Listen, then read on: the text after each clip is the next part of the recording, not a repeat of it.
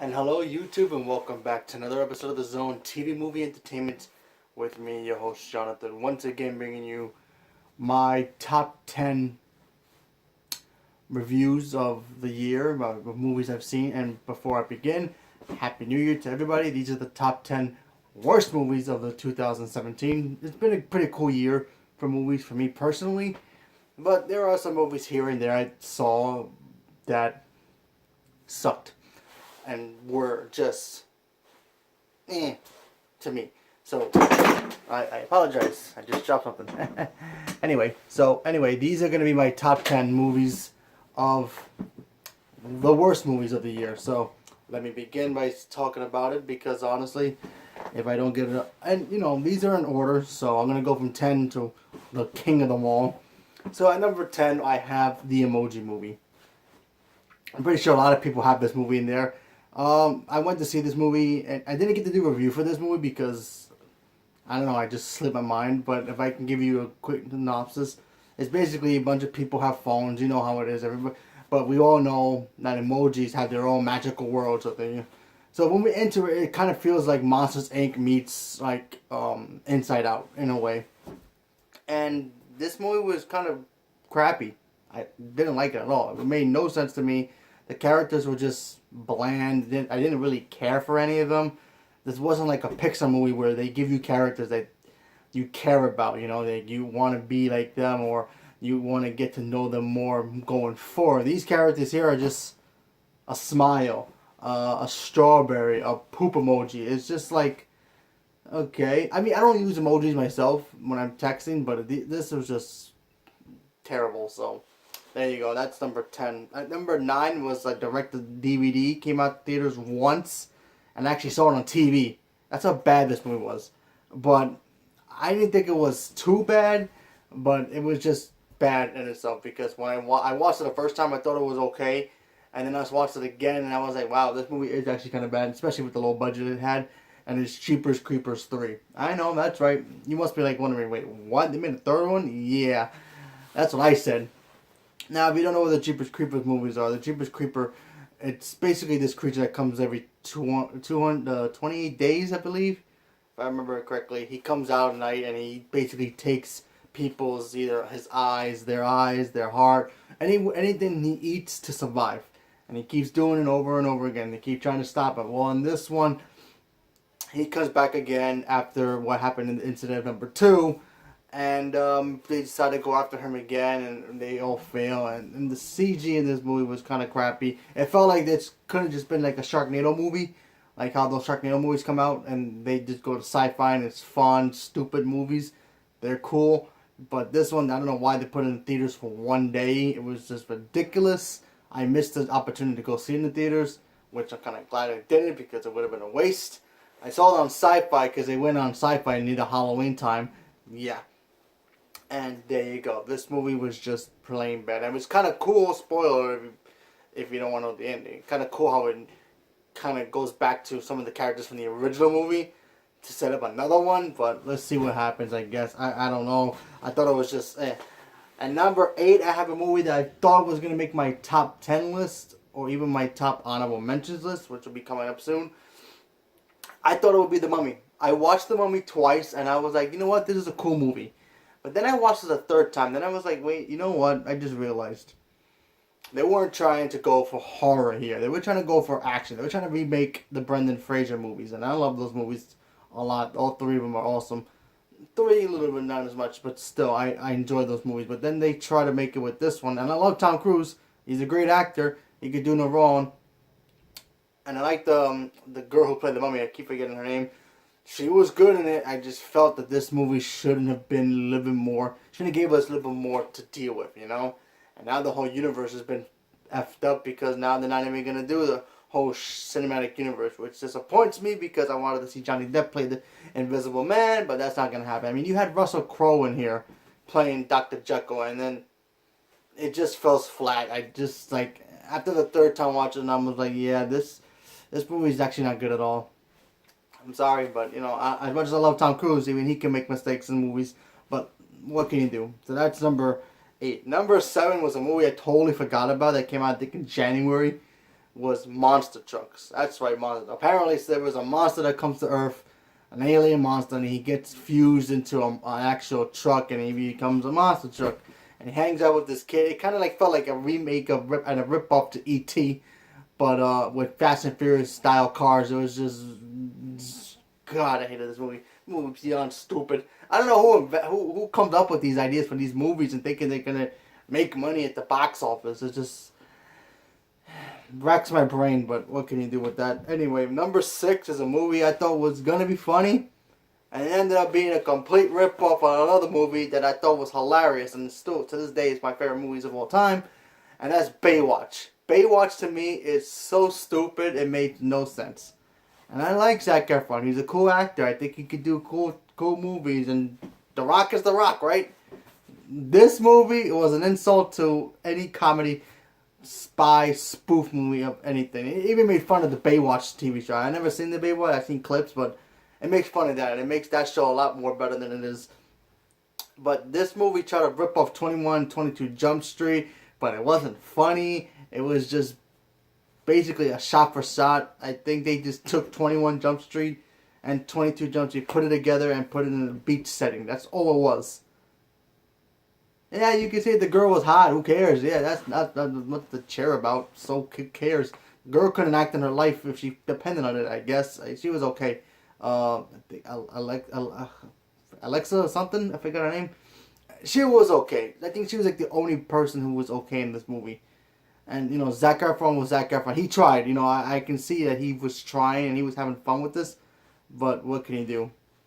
But anyway, that's that one. And then of course you have number 5, another movie that was come from the 80s, apparently. I'm kind of glad I didn't see these shows as a kid, because probably would have messed up my childhood with more. Chips. 2 dudes doing their thing. They're police officers on bikes, and the movie, you have Michael Pena. He's a cool guy. He's funny. But I just felt this movie, I think Dax Shepard was the director and the star of this movie, which was weird, but I don't know. This movie to me didn't feel funny at all. It just felt, oh, no, okay, here it is, I guess. I mean, what was the plot of this movie? This movie had no plot to me, but what can you do? I just didn't like that movie at all. It was just weird. At number 4, which is going to hurt me because honestly I like how these animation movies are. Usually they're all great, and I was looking forward to this movie. I thought this movie was going to be a little bit dark, but it was going to do in a way that we had never seen Pixar does it. And it was Cars 3. Cars 3 comes out, and I was like, oh wow, they're going to do something here that we've never seen. Make it a little bit more darker, Let's see how it happens. And I felt that this movie was just too obvious, You see what happened. It kind of felt like a Rocky story, but you know what the Rocky story is going to happen, You have Rocky getting his ass whooped, and he comes back and kicks the other guy's butt, and he wins, right? Same thing here with Cars. He gets his butt whooped, he comes back, and he ends up winning. That was the generic moment of this movie, because honestly, I felt like, okay, cool villain in Dax Storm, I think his name was, or Lightning Storm, something like that, forgot his name. I was like, that's a cool character, cool car, he was cool. I paid my Army Hammer, I believe. And I was like, okay, this is cool. And then, what happens to Lightning McQueen and what he has to go through, he wasn't damaged enough, He wasn't like, oh, I don't know if I should do this anymore. He had his doubts, but then after 5 minutes of a pep talk, he gets back on his feet, and no feet, but his wheels, and he ends up doing what he has to do to become champion. Go figure. At number 3, I have Ghost in the Shell. Now, this movie, I love the animation movie very much. If you don't know what Ghost in the Shell, you have Ghost in the Shell is basically this cyborg woman who doesn't know her past and what happened to her. Something happened to her where she becomes like this half-breed human meets like Terminator kind of thing. And then she goes on a rampage to basically find out what the heck happened to her. And then this whole thing breaks off, and then, you have Scarlett Johansson playing the character, and I thought she did a cool job with the character. I just felt that the movie itself didn't capture the magic as what Ghost in the Shell did in the animated movie, not counting 2 and 3 and the other ones. But the first one was like really, wow, The world looked great, don't get me wrong with that, but I just felt it didn't give us enough oomph for this movie. And Scarlett Johansson, she's an okay actress. I like her in certain movies, But I really wish they would have cast somebody else in this role who would have maybe gave us a little more flavor to it. Not counting that, oh, she needed to be Asian or anything like that. I'm just saying, should have given us somebody who had, I guess, a little bit more experience with acting like this. But what can you do? But other than that, that's number 3. And number 2, a movie I was so looking forward to because this is part of my childhood, and it basically took my childhood, ripped it to pieces, put it in the shredder, and then have it blew into it. And that was Power Rangers. That's right, Power Rangers. Because honestly, I grew up watching Power Rangers. I was a kid. I loved it so much. It was my favorite thing of all time. I had every toy, had every movie. I knew all the original animated stuff. I watched it. I still kind of watch it today. Not the new crap. That doesn't count. I watch the old stuff. If you go back and watch the old stuff, it's great. Cheesy, yes, but still fun. I watched this movie. I was like, all right, this is gonna be great. I watched. I do that kind of face, and I'm like, that's all I get. That's all I get. You have Elizabeth Banks playing Rita Repulsa, and you have all these cool kids playing the Power Rangers, and they don't give us anything. They just give us the backstory of how they become the Power Rangers. We don't need a backstory. They're ready. They get the powers, they go fight crime, and they do what they have to do. That's the movie. We shouldn't have had that from the beginning. They give us this long, drag-out story about how they become the Power Rangers and whatnot, and then it was just terrible. It was just terrible. The CG wasn't great. The putties were weird. Goldar looked bizarre, but yeah, the freaking donuts as the main source for the powers. I don't know. I mean, the only good thing about this movie I thought was Bryan Cranston as Zordon. Other than that, this movie was just, well, let's not talk about it again because honestly it kind of pisses me off. Anyway, at number 1, the crown jewel, the reigning, defending, undisputed 2017 worst movie of the year is going to be 50 Shades Darker. That's right. I saw this movie, and what the hell did I see? This movie, if I wanted to watch porn, I could have just watched it on my phone or YouTube or something because I would have got more entertainment out of this. This movie, to me, is garbage. I mean, completely garbage. It makes a woman less women how they are. Women supposed to be smart, intelligent people and basically rulers of this world that they should be.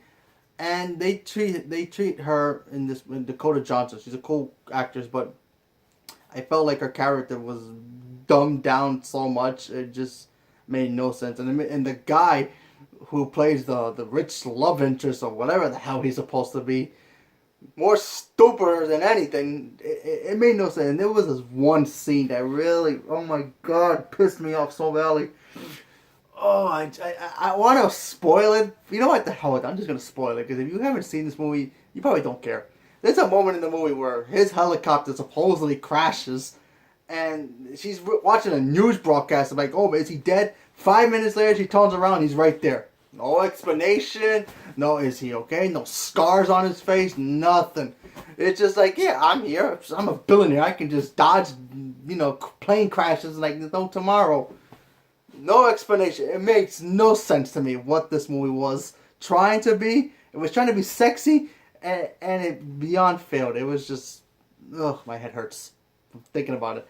So there you go. There's my top 10 worst movies of 2017. Sorry. You have number 10, Emoji Movie. Number 9, Jeepers Creepers 3. Number 8, The Mummy. Number 7, Monster Trucks. 6 is Baywatch. 5 is Chips. 4 is Cars 3. 3 is Ghost in the Shell. 2 is Power Rangers. And of course, the king of them all, 50 Shades Darker. So leave me a comment below. Let me know what you guys thought about your top 10 worst movies of the year. And if any of these in your list, let me know. And let's never talk about these movies ever again. Thank you very much and have a good day.